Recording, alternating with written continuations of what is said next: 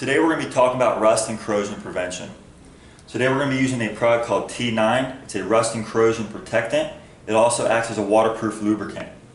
Once a month or as needed on saltwater environments, you're going to spray down all of your stainless steel hinges and then just use a rag to wipe off the excess, making sure to get on the 1/2-inch socket and the rod as well as the wheel assembly up top.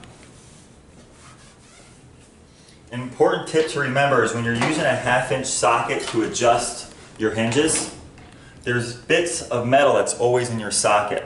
And when that different stainless touches your 316 stainless, if it's left on there, over time it will cause the hinge to rust. So after you're adjusting your hinge, make sure you spray that socket area and wipe it down to get all the other metal off of it.